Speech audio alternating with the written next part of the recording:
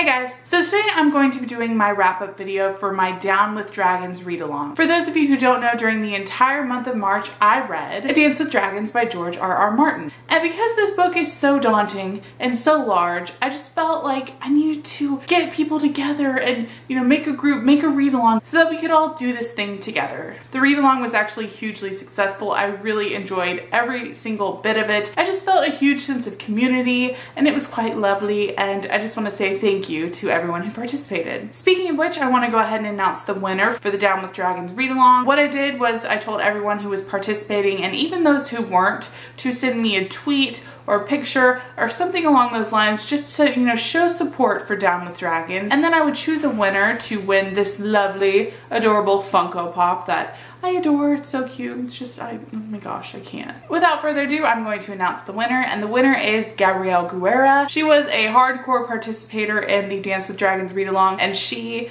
posted so many great pictures. I'm going to put my favorite right here. You get it, girl. You get it. Gabrielle, I loved your tweets and I loved your pictures, and I just felt like you were more than deserving of winning. So I'm gonna go ahead and DM you on Twitter so that we can exchange information and I can go ahead and get that little guy off to you. Alright, so now on to the wrap-up portion of this video. Before I go any further, however, I want to say that this is going to be spoiler territory. So if you have not read A Dance with Dragons, I think you might want to go ahead and peace out right about now. So I'm gonna go ahead and just discuss each character and their storyline at once, at least all the characters that I found really fascinating. Some of the kind of side characters I may let go here and there, but for the main guys, this is what's happening. So the first thing that I kind of want to talk about is John and how much his character has totally transformed. He is officially, he was always a badass, but he is now a badass Lord Commander of the Night's Watch. To kick things off, one of the holy shit moments for me was when John chopped off Janice Slint's head. Now he gave that douche like 4 opportunities to do as he said, respect him as the Lord Commander, and that guy just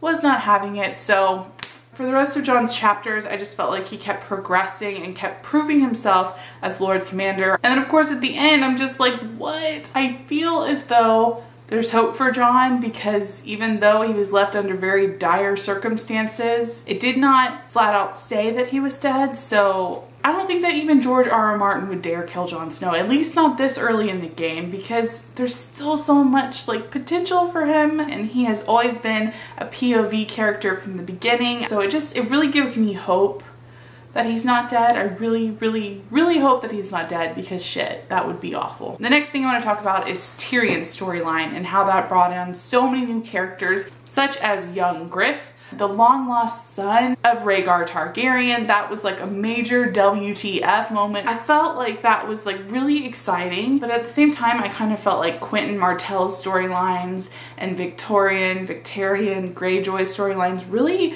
kind of stole away from that, because it's like so many people are vying for Dany's affection and her hand in marriage that it just got really annoying and really repetitive and even a little bit confusing. I have heard that for the show they are not going to include young Griff. For me, I know a lot of people are upset by that, but I think that would be a wise choice if they're going to continue on with any of the other storylines. I think that at most they should just keep one person who is vying to be Dany's king, because it's gonna get so confusing. And speaking of Dany, everything that she is going through, her marriage to this crazy ruler of Meereen whose name is escaping me. They all had crazy 3 names that I can't even remember, and that's kind of where it gets a little confusing for me. I really appreciate how George R.R. Martin just transforms himself into this world, and the names that he creates, it helps with the atmosphere of getting you into the story. But at a certain point it just got really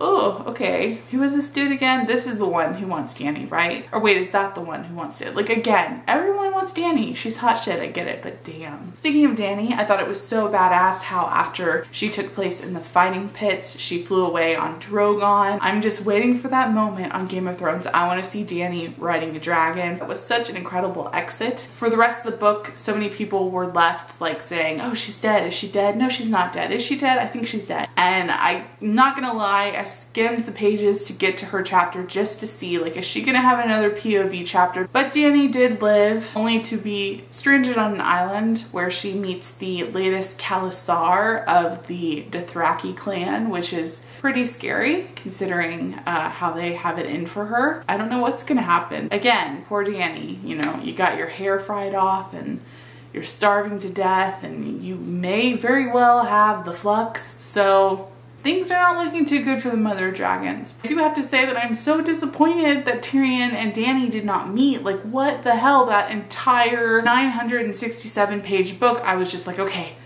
next chapter they're gonna meet. Okay, they're gonna meet next chapter. They came so close and it was so torturous. I, for one, really think they would hit it off. I do.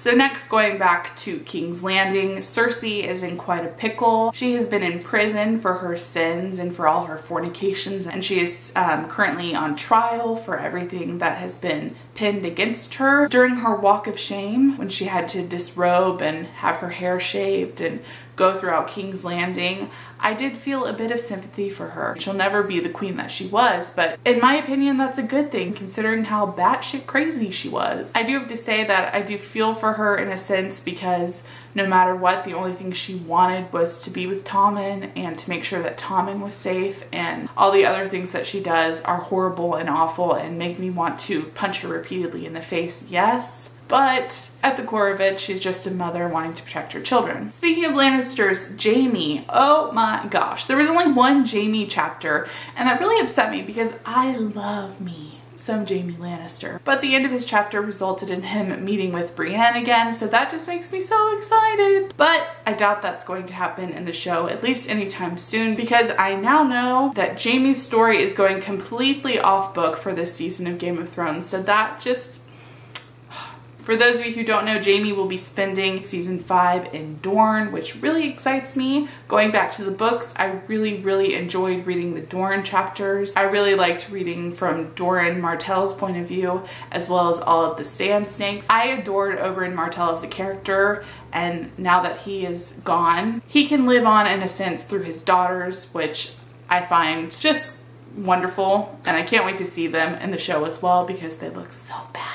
I also really enjoyed reading Theon, aka Reek's chapters. I enjoyed them, but at the same time I hated them because they're so hard to read because you feel so much sympathy for Theon. At least I do. What he did to the Starks was awful, so terrible, but no one deserves the type of torture that Ramsay Snow, now Ramsay Bolton, is putting him through. And I felt like just devastated to read his chapters, but I really loved the end result with him. He escaped from Ramsay. He teamed back up with his sister Asha. I'm really looking forward to reading more from that, but at the same time I'm nervous because a little further on into the book it gets revealed, or at least in Ramsay's words, that Stannis has fallen and that his army was butchered, and part of his army was Asha and Theon, who had been captured. Moving on to Arya, I really enjoyed reading her chapter. I liked seeing how much she has grown and how much she has sacrificed along her way. If I was in Arya's situation, I would probably make similar choices. I thought it was so great just to see her transformation in the books, and I'm really excited to see it happen on screen. Alright, so I think I covered all of the major characters and plot lines, or at least I tried to. At least I covered the ones that I really followed intensely. There was a couple in there, such as Bran, who, I don't know, I don't find his storyline as fascinating as the rest of them, so I honestly can't even remember where Bran ended up. Shit.